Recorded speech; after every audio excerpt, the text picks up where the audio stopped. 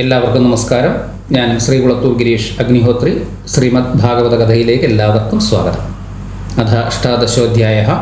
പരീക്ഷത്തിന് മുനിശാപം ലഭിക്കുന്നത് ബന്ധപ്പെട്ടുള്ള കഥയാണ്. 18-ാം അധ്യായം. സൂതൻ പറഞ്ഞു, അശ്വത്ഥാമാവിൻ്റെ ബ്രഹ്മാസ്ത്രത്താൽ ദഗ്ധനായിട്ട് പോലും പരീക്ഷിത്ത് ഭഗവാൻ കൃഷ്ണൻ്റെ അനുഗ്രഹം ഹേതുവായി മരണത്തെ പ്രാപിച്ചില്ല. ഭഗവാനിൽ ചിത്തത്തെ ഉറപ്പിച്ച അദ്ദേഹം മുനിശാപമനുസരിച്ച് തക്ഷകനിൽ നിന്നും മൃത്യു സംഭവിക്കുമെന്നറിഞ്ഞിട്ടും പരിഭ്രമിച്ചില്ല. അദ്ദേഹം സർവസംഘങ്ങളും വെടിഞ്ഞവനായി വ്യാസപുത്രനായ ശുഗനിൽ നിന്നും ഭാഗവത തത്വത്തെ ഗ്രഹിച്ച് പവിത്രമായ ഗംഗാനദിയിൽ സ്വദേഹം വെടിഞ്ഞു. ഭഗവത് ചരിതത്തെ നിത്യവും ശ്രവിക്കുന്നവർക്കും ഭഗവാനെ ഭക്തിയോടുകൂടി സേവിക്കുന്നവർക്കും ഭഗവത് പാദാംബുജത്തെ നിത്യവും ധ്യാനിക്കുന്നവർക്കും അന്ത്യകാലത്ത് പോലും പരിഭ്രമം ഉണ്ടാവുകയില്ല. മഹാനായ അഭിമന്യുപുത്രൻ സാമ്രാജ്യാധിപതിയായി ഇരുന്ന കാലത്ത് ഭൂമിയിൽ പ്രവേശിച്ചാൽ പോലും കലിക്ക് യാതൊന്നും ചെയ്യുവാൻ കഴിയുമായിരുന്നില്ല. ശ്രീകൃഷ്ണൻ സ്വർഗാരോഹണം ചെയ്തത് എപ്പോഴാണോ അപ്പോൾ മുതൽ കലി ഭൂമിയിൽ പ്രവേശിച്ചു. വണ്ട് പൂവിൽ നിന്ന് തേൻ മാത്രം നുകരുന്നത് പോലെ സാരം മാത്രം ഗ്രഹിക്കുന്ന പരീക്ഷിത്ത് കലിയെ വെറുക്കുന്നില്ല. കാരണം കലിയുഗത്തിൽ സൽക്കർമ്മങ്ങൾക്ക് ഉടൻ തന്നെ ഫലം ഉണ്ടാകുന്നു. മറ്റു യുഗങ്ങളിൽ ഇത്ര പെട്ടെന്ന് ഫലം ഉണ്ടാവുകയില്ല. ധീരരായവരെ ഭയക്കുന്നവനായ ഈ കലിയെ കൊണ്ട് എന്തു ചെയ്യാനാണ് കഴിയുക? ബുദ്ധിഹീനരായ ജനങ്ങളിൽ മാത്രം കലിയാകുന്ന ഈ ചെന്നായ അതിശ്രദ്ധയോടെ പ്രവർത്തിച്ചു കൊണ്ടിരിക്കുന്നു. നിങ്ങൾ ചോദിച്ചതും പുണ്യപ്രദവും പരീക്ഷത്തിനെ സംബന്ധിച്ചതും ശ്രീകൃഷ്ണ കഥയോടുകൂടിയതുമായ ആഖ്യാനം ഞാൻ പറഞ്ഞു തന്നിരിക്കുന്നു. കീർത്തനീയനായ ഭഗവാന്റെ ഗുണഗണങ്ങളും മഹത്കർമ്മങ്ങളും മുമുക്ഷുക്കളായവർ എന്നും സേവിച്ചിടേണ്ടതാണ്. ഋഷിമാർ ചോദിച്ചു, അല്ലയോ സൗമ്യനും മനുഷ്യർക്ക് അമൃതപ്രാപ്തിക്ക് ഉപയുക്തവുമായ ശ്രീകൃഷ്ണചരിതം പാടിത്തരുന്നതുമായ സൂത, അവിടുന്ന് ദീർഘകാലം ജീവിച്ചിരിക്കട്ടെ. ഈ ഹോമപ്പുകയേറ്റ് വാടിയിരിക്കുന്ന ഞങ്ങളെ അവിടുന്ന് ശ്രീകൃഷ്ണ പാദാബ്ജത്തിൻ്റെ സത്തായ പൂന്തേൻ പാനം ചെയ്യിക്കുന്നു. ഭഗവത് ഭക്തന്മാരോടുള്ള സംഘത്തിൻ്റെ കണിക പോലുമായി ഞങ്ങൾ സ്വർഗത്തെയോ മോക്ഷത്തെയോ കണക്കാക്കുന്നില്ല. മനുഷ്യരുടെ മറ്റ് സുഖാനുഭവങ്ങളുടെ കാര്യം പിന്നെ പറയേണ്ടതുണ്ടോ? സർവ്വതിനും ആശ്രയമായിരിക്കുന്ന ശ്രീഹരിയുടെ ചരിതം രസജ്ഞനായ ഏതൊരാളാണ് രുചിച്ചിടാതിരിക്കുക? യോഗേശന്മാർക്കും ബ്രഹ്മാദികൾക്കും പോലും ഭഗവാന്റെ ഗുണഗണങ്ങളുടെ അടുത്തുപോലും പോകാൻ കഴിഞ്ഞിട്ടില്ല. അല്ലയോ സർവജ്ഞനായവനെ, ഞങ്ങളുടെ ഇടയിൽ വെച്ച് അവിടുന്ന് തന്നെയാകുന്നു ഭാഗവത മുഖ്യൻ. സർവർക്കും ഏകാശ്രയമായ ശ്രീഹരിയുടെ പുണ്യചരിതം അവിടുന്ന് പറഞ്ഞു തന്നാലും. ശുഗമുനിയുടെ ജ്ഞാനോപദേശം കൊണ്ട് എപ്രകാരമാണ് പരീക്ഷിത്ത് ശ്രീഹരിയുടെ പാദകമലങ്ങളിൽ മുക്തിയെ പ്രാപിച്ചത്?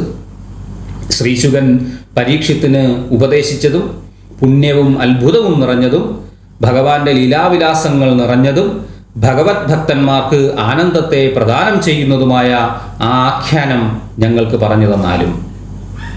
സൂതൻ പറഞ്ഞു, പ്രതിലോമജാതിയിൽ ജനിച്ചവനാണെങ്കിലും മുനിസേവ കൊണ്ട് ഞങ്ങൾ ജന്മസാഫല്യം നേടിയവരായിരിക്കുന്നു. സജ്ജനങ്ങളുമായുള്ള സംഭാഷണ ബന്ധം ദുഷിച്ച കുലത്തിൽ ജനിച്ചതുകൊണ്ടുള്ള ദോഷത്തെയും ആദിയെയും ഇല്ലാതാക്കുന്നു. മഹദ്ഗുണങ്ങളുടെ ആധിക്യം കൊണ്ട് യാതൊരുവനെ അന്തമില്ലാത്ത ഗുണങ്ങളോടുകൂടിയവനെന്നും അനന്തശക്തിയോടുകൂടിയവനെന്നും ഭഗവാനെന്നും പറയുന്നുവോ, മഹത്തുക്കളായവർക്ക് പരമാശ്രയമായ ആ ശ്രീഹരിയുടെ തിരുനാമത്തെ ഉച്ചരിക്കുന്നവൻ്റെ വംശദോഷങ്ങൾ സർവവും നശിച്ചു പോകുമെന്ന് പറയേണ്ടതുണ്ടോ? പ്രാർത്ഥിക്കുന്ന സർവരെയും വെടിഞ്ഞ് ലക്ഷ്മീദേവി യാതൊരിച്ഛയുമില്ലാത്തവനും അസാമാന്യ അതിശയ ഗുണങ്ങളോടുകൂടിയവനുമായ ഭഗവാന്റെ പാദധൂളിയെ സേവിക്കുന്നുവല്ലോ. ഭഗവാന്റെ തൃപ്പാദങ്ങളിൽ നിന്നുദ്ഭവിക്കുന്നതും ബ്രഹ്മാവ് ശിവൻ മുതലായവരാൽ സേവിക്കപ്പെടുന്നതുമായ ഗംഗാനദിയാണല്ലോ ത്രിലോകങ്ങളെയും പരിശുദ്ധമാക്കുന്നത്. അപ്രകാരമുള്ള കൃഷ്ണനല്ലാതെ മറ്റാരാണ് ലോകത്ത് ഭഗവാൻ എന്ന പദത്തിന് അർഹനായിരിക്കുന്നത്? ഭഗവാനിൽ അനുരക്തരായ ധീരന്മാരായ യോഗികൾ ദേഹാസക്തിയെ വെടിഞ്ഞ് അഹിംസയും ശാന്തിയും സ്വധർമ്മമായ പരമഹംസഭാവത്തെ പ്രാപിക്കുന്നു. അല്ലയോ ദേവജ്ഞരെ, ഭഗവാനെക്കുറിച്ച് ഞാൻ അറിഞ്ഞ വിധം പറഞ്ഞു തരാം. പക്ഷികൾ ആകാശത്തിലേക്ക് സ്വശക്തിക്കനുസരിച്ച് പറന്നുയരുന്നത് പോലെയാണ് ജ്ഞാനികൾ വിഷ്ണുവിൻ്റെ ചരിതം പാടുന്നത്. ഒരിക്കൽ നായാട്ടിനായി വനത്തിലേക്ക് പോയ പരീക്ഷിത്ത് മഹാരാജാവ് ദാഹിച്ചു വലഞ്ഞ് ഒരു ആശ്രമത്തിൻ്റെ സമീപത്തെത്തിച്ചേർന്നു. അവിടെ അദ്ദേഹം ധ്യാനനിഷ്ഠനായി കണ്ണുകളടച്ച് പ്രശാന്തചിത്തനായും നിർവികാരനായും രുരുവെന്ന മൃഗത്തിൻ്റെ ചർമ്മം ധരിച്ചിരിക്കുന്നവനുമായ ഒരു മുനിയെ കണ്ടു. ജാഗ്രത് സ്വപ്ന സുഷുപ്ത്യവസ്ഥകൾക്കതീതമായ തുരീയാവസ്ഥയിൽ സ്ഥിതി ചെയ്യുന്നവനായ ആ മുനിയോട് ദാഹിച്ചു വലഞ്ഞ പരീക്ഷിത്ത് അല്പം ജലം ആവശ്യപ്പെട്ടു. മുനി തനിക്ക് ഇരിക്കുന്നതിനാവശ്യമായ അർഘ്യാസനാദികൾ നൽകാതെയും നല്ല വാക്ക് പറയാതെയും ഇരിക്കുന്നത് കണ്ടപ്പോൾ രാജാവ് ഇദ്ദേഹം തന്നെ അപമാനിക്കുകയാണെന്ന് നിശ്ചയിച്ചു. വിജിതേന്ദ്രിയനായി കണ്ണടച്ചിരിക്കുകയല്ല, കള്ള തപസ്സാണ് ഇതെന്ന് പരീക്ഷത്തിന് തോന്നി. വിശപ്പും ദാഹവും കൊണ്ട് പീഡിതനായ രാജാവിന് മുനിയോട് മുമ്പൊരിക്കലുമില്ലാത്ത വിധം ദ്രോഹബുദ്ധിയും ദ്വേഷ്യവും ഉണ്ടായിത്തീർന്നു. അദ്ദേഹം കോപത്തോടുകൂടി ഒരു ചത്ത പാമ്പിനെ വില്ലിൻ്റെ അഗ്രം കൊണ്ട് തോണ്ടിയെടുത്തുകൊണ്ട് വന്ന് മുനിയുടെ ചുമലിൽ ഇട്ട ശേഷം രാജധാനിയിലേക്ക് മടങ്ങിപ്പോയി. അതിതേജസ്വിയായ മുനിപുത്രൻ ബാലരോടൊത്ത് കളിക്കുമ്പോൾ അച്ഛന് സംഭവിച്ച ഈ നാണക്കേടറിഞ്ഞ് അവിടെ വെച്ച് തന്നെ പറഞ്ഞു, അഹോ, എന്തധർമ്മമാണ് ഈ നൃപൻ ചെയ്തിരിക്കുന്നത്. ബലിച്ചോറ് തിന്നുന്ന കാക്കയെപ്പോലെയും കാവലിന് പോറ്റുന്ന ശ്വാക്കളെപ്പോലെയുമാകുന്നു യജമാനരിൽ ഭൃത്യൻ്റെ ആക്രമണം. ബ്രാഹ്മണർ ക്ഷത്രിയാധമനെ കാവൽക്കാരനായിട്ടേ കണക്കാക്കാറുള്ളൂ. പടിവാതിൽ കാക്കുന്ന അവൻ വീട്ടിലെ പാത്രത്തിലെ ഭക്ഷണം ഭക്ഷിക്കാൻ എങ്ങനെ അർഹനാകും? ദുർമാർഗികളെ ശാസിക്കുന്ന കൃഷ്ണൻ ലോകം വിട്ടുപോയതോടുകൂടി മര്യാദകൾ ലംഘിക്കുന്നവരെ നിലയ്ക്ക് നിർത്തുവാൻ ആരുമില്ലെന്ന് കരുതണ്ട. അവരെ ഞാൻ ഇന്ന് ശാസിക്കുന്നുണ്ട്, എൻ്റെ തപോബലം കണ്ടാലും. കൂട്ടുകാരോട് ഇപ്രകാരം പറഞ്ഞിട്ട് അവൻ കോപാഗ്നിയോടെ നദിയിൽ ചെന്ന് സ്നാനം ചെയ്ത് ആചമിച്ച ശേഷം വാഗ്വജ്രത്തെ തൊടുത്തുവിട്ടു. എൻ്റെ പിതാവിനെ ദ്രോഹിച്ചവനും മര്യാദ ലംഘിച്ചവനുമായ ഈ കുലനാശകനായ നൃപൻ 7-ാം നാൾ തക്ഷകൻ കടിച്ചു മരിക്കട്ടെ. തുടർന്ന് ആ മുനികുമാരൻ ആശ്രമത്തിൽ ചെന്ന് ചത്ത പാമ്പ് കഴുത്തിൽ തൂങ്ങുന്ന പിതാവിനെ കണ്ട് ദുഃഖം സഹിക്കാനാകാതെ പൊട്ടിക്കരഞ്ഞു.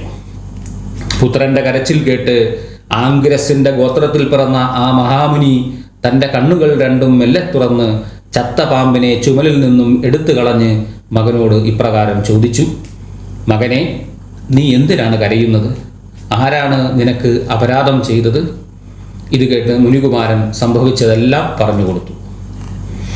തൻ്റെ പുത്രൻ നൃപനെ ശപിച്ചത് കേട്ടിട്ടും മുനി പുത്രനെ അഭിനന്ദിച്ചില്ല. അദ്ദേഹം മകനോട് ഇപ്രകാരം പറഞ്ഞു, മൂഢനായവനെ, ചെറിയൊരു കുറ്റത്തിന് നീ വലുതായ ശിക്ഷ നൽകിയല്ലോ. നീ വലിയൊരു തെറ്റാണ് ചെയ്തിരിക്കുന്നത്. അപക്വബുദ്ധേ, ഈശ്വരനായി കണക്കാക്കേണ്ട നൃപനെ ഒരിക്കലും സാധാരണ മനുഷ്യർക്ക് തുല്യനായി കാണുവാൻ പാടില്ല. സ്വതേജസ്സുകൊണ്ട് സർവവും സംരക്ഷിക്കുന്ന അദ്ദേഹം ഹേതുവായി നമ്മൾ ക്ഷേമത്തെ അനുഭവിക്കുന്നു. മകനെ, നരദേവനായ നൃപനിൽ കുടികൊള്ളുന്ന വിഷ്ണുവംശത്തെ ദർശിക്കാതിരുന്നാൽ ജനങ്ങൾ ചോരന്മാരുടെ ആക്രമണത്തിന് വിധേയരായി സംരക്ഷിക്കുന്നതിനാളില്ലാത്ത ചെമ്മരിയാടിൻ കൂട്ടങ്ങളെപ്പോലെ നശിച്ചു പോകും. അരാജകത്വത്തിൻ്റെ ഫലമായി ജനങ്ങൾ പരസ്പരം ഹനിക്കുകയും ശപിക്കുകയും ചെയ്യും. പശുക്കൾ, ധനം, സ്ത്രീകൾ മുതലായവയെല്ലാം അപഹരിക്കുകയും ചെയ്യും. പരോക്ഷമായി ഇതിൻ്റെ പാപം നമ്മെയാണ് ബാധിക്കുക. മാത്രവുമല്ല, വർണ്ണാശ്രമാചാരങ്ങളോടും വേദവിഹിതവുമായ ആര്യധർമ്മവും പൊലിഞ്ഞു പോകും. ഇതുമൂലം അർത്ഥകാമങ്ങളിൽ അഭിനിവേശത്തോടുകൂടിയ മനുഷ്യരിലും കുരങ്ങ്, നായ എന്നിവകളിലെ പോലെ വർണ്ണസങ്കരമുണ്ടാകും. ധർമ്മരക്ഷകനും സാമ്രാട്ടും അതികീർത്തിമാനും അശ്വമേധം നടത്തിയവനും രാജർഷിയും മഹാഭാഗവതനുമായ പരീക്ഷിത്ത് വിശപ്പും ദാഹവും കൊണ്ട് ചെയ്തു പോയ ഈ അപരാധത്തിൽ നമ്മുടെ ശാപത്തെ ഒട്ടും തന്നെ അർഹിക്കുന്നില്ല. അപക്വബുദ്ധിയായ എൻ്റെ പുത്രൻ നിരപരാധിയായ ഭഗവത് ഭക്തനോട് ചെയ്ത ഈ അപരാധം സർവാത്മാവായ ഹരി തന്നെ പൊറുക്കേണമേ. ഭഗവത് ഭക്തരായവരോട് നിന്ദയോ വഞ്ചനയോ ശാപമോ അപമാനമോ എന്തു തന്നെ ചെയ്താലും ശക്തിയുണ്ടെങ്കിൽ പോലും അവർ പ്രതികാരം ചെയ്യില്ല. ഇപ്രകാരം പുത്രപാപത്താൽ അതികഠിനമായി പശ്ചാത്തപിച്ച ആ മുനിവരൻ പരീക്ഷിത്ത് ചെയ്തതിനെ ഒരു അപരാധമായി കണക്കാക്കിയില്ല. ലോകത്ത് സജ്ജനങ്ങളായവർ മറ്റുള്ളവരിൽ നിന്ന് മാനാപമാനങ്ങൾ ഏൽക്കേണ്ടി വന്നാലും സന്തോഷിക്കുകയോ ദുഃഖിക്കുകയോ ചെയ്യുന്നില്ല. കാരണം ആത്മാവ് ഗുണങ്ങളെ ആശ്രയിച്ചിട്ടുള്ളതല്ലെന്ന് അവർക്കറിയാം. ഇത് ശ്രീമദ് ഭാഗവതേ മഹാപുരാണേ പാരമഹംസ്യാം സംഹിതായാം പ്രഥമസ്കന്ധേ വിപ്രശാപോപലംബനം നാമ അഷ്ടോദശോധ്യായഃ. അങ്ങനെ 18-ാം അധ്യായം സമാപിച്ചു. 19-ാം അധ്യായം അടുത്ത വീഡിയോയിൽ കാണാം. നന്ദി, നമസ്കാരം.